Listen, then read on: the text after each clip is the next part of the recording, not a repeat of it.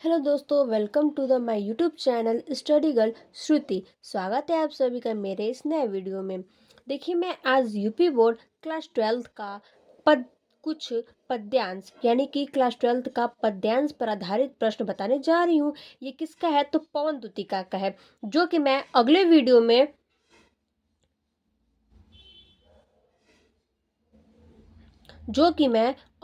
में आप लोग को बता दी हूँ। ठीक है, कौन सा ग और घ, और आज मैं बताने जा रही हूँ क्या अंग और च। तो देखिए, अंग और च। ठीक है, जो कोई प्यारा कुसुम कुमहला गेह में जो पड़ा हो, तो प्यारे के चरण में पर ला डाल देना उसी को। यो देना ए पवन बतला फूल सी एक बाला, मलाना हो तो कमल पग को चुमना चाहती है। ठीक है, अब देखिए, मैं इसका पहला क्वेश्चन क्या है यानी पहला प्रश्न क्या है। उपयुक्त पद्यांश का संदर्भ लिखिए। तो आइए हम लोग इसका पहले क्या लिखते हैं, संदर्भ लिखते हैं।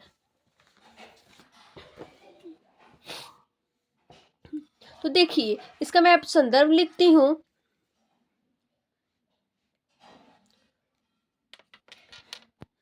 देखिए, संदर्भ प्रस्तुत पद्यांश हमारी पाठ्य पुस्तक हिंदी के पवन दुतिका पाठ से उद्धृत है, जिसके कवि अयोध्या सिंह उपाध्याय हरिऔध हैं, जो कि इसके क्या है, पाठ्य पुस्तक हैं। ठीक है, नेक्स्ट प्रश्न देखते हैं हम लोग।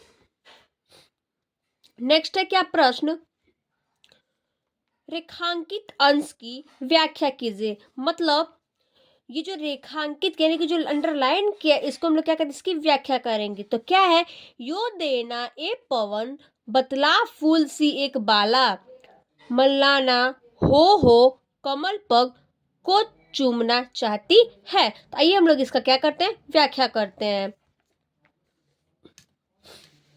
देखिए,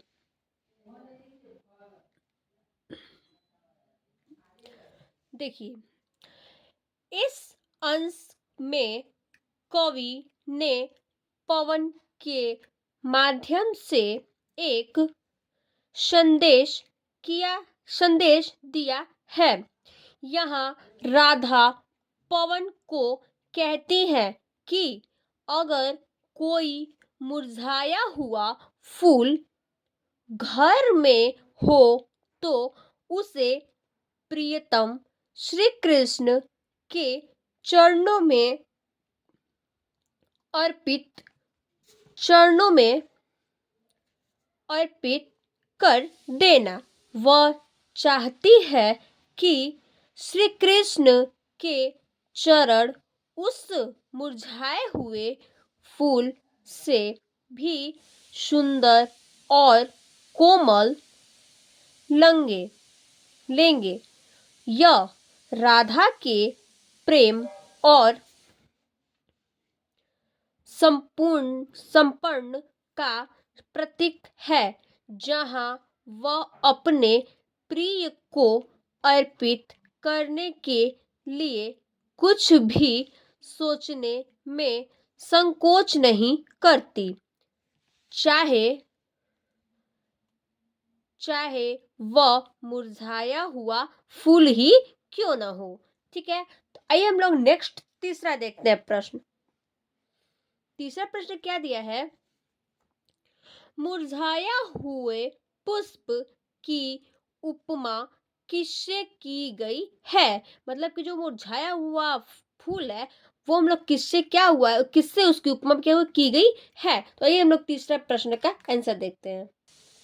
देखिए, तीसरे प्रश्न का आंसर, मुरझाए हुए पुष्प की उपमा राधा के मुरझाए हुए और उदास मन से की गई है। ठीक है, आइए हम लोग चौथा प्रश्न अब देखते हैं। श्री कृष्ण के कमलवत चरणों को कौन चूमना चाहता है। नेक्स्ट तो इसका हम लोग आंसर देखते हैं, ठीक है। देखिए, श्री कृष्ण के कमल के समान कोमल चरणों को राधा चूमना चाहती है, ठीक है। नेक्स्ट है आपका 5वां क्वेश्चन। राधा पवन तूतिका से मुरझाए हुए पुष्प को कहाँ डाल देने के लिए कह रही है। आइए देखते हैं, इसका आपका आंसर है, राधा पवन दूतिका से कह रही है कि मुरझाए हुए पुष्प को श्री कृष्ण के चरणों में डाल देने के लिए कह रही है। यानी कि जो पुष्प है, जो फूल है, वो किसके चरणों में, तो राधा के श्री कृष्ण के चरणों में डालने के लिए क्या बोल रही है, ठीक है। अब नेक्स्ट है क्या, च, यानी कि च का हम लोग क्या देखते हैं, पैराग्राफ, ठीक है। च का देखेंगे तो पैराग्राफ देखते हैं।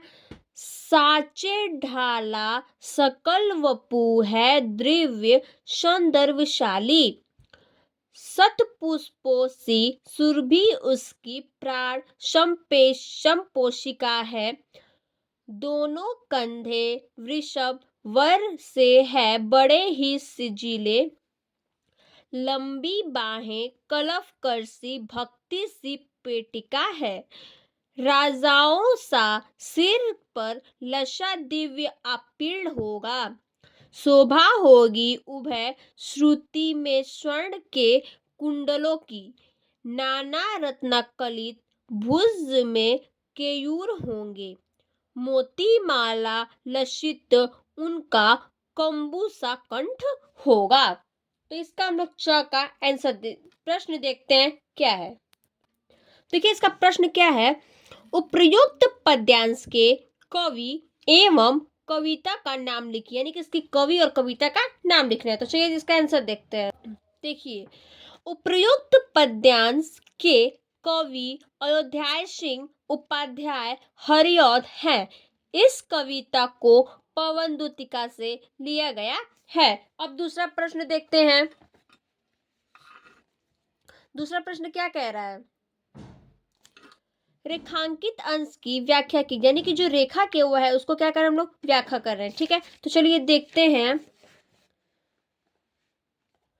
नाना रत्नाकलित शोभा होगी उभय श्रुति में स्वर्ण के कुंडलों की, नाना रत्नाकलित भुज में केयूर होंगे, मोती माला लसित उसका कंबू सा कंठ होगा। आइए इसका आंसर देखते हैं। देखिए, इसका प्रश्न, रेखांकित अंश की व्याख्या कीजिए। देखिए, भगवान श्री कृष्ण के कानों में स्वर्ण के कुंडल होंगे जो उनकी शोभा को बढ़ाएंगे, उनकी शोभा भुजाओं में नाना रत्नों से सजे हुए केयूर होंगे जो उनकी भुजाओं की शोभा को बढ़ाएंगे, उनका कंठ मोतीमाला से सजा हुआ होगा जो उनकी शोभा को और भी बढ़ाएंगे। अब नेक्स्ट प्रश्न देखते हैं क्या है। नेक्स्ट प्रश्न है आपका,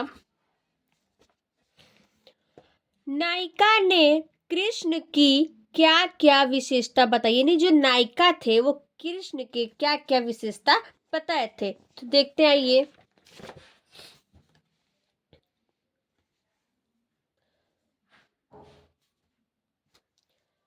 नायिका श्री कृष्ण की विशेषताएं बताते हुए कहती हैं कि उनका शरीर सुडौल है, उनके कन्हों वृषभ के समान बलिष्ठ है, उनकी भुजाएं हाथी की सूंड के समान बलशाली है, उनके मस्तिष्क पर राजाओं के समान बलशाली है, उनके मस्तिष्क पर राजाओं के समान अपूर्ण सौंदर्य से युक्त मुकुट विराजमान है। उनकी गर्दन सुंदर एनो क्या है, सुडौल है। नेक्स्ट प्रश्न देखते हैं।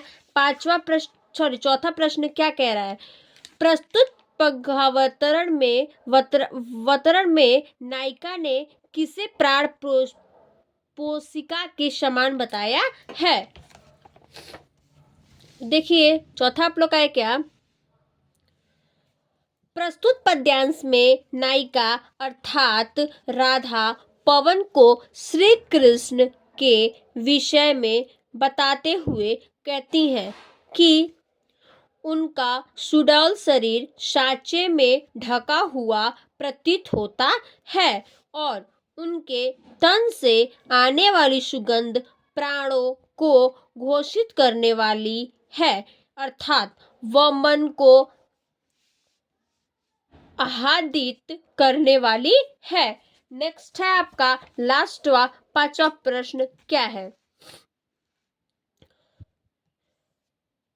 प्रस्तुत कविता में किस छंद का उल्लेख किया गया है। देखते हैं, आइए नेक्स्ट क्वेश्चन देखिए। प्रस्तुत कविता में मुक्तक छंद का उल्लेख किया गया है। ठीक है, थैंक यू। चलिए फिर हम लोग देखते हैं अगले वीडियो में।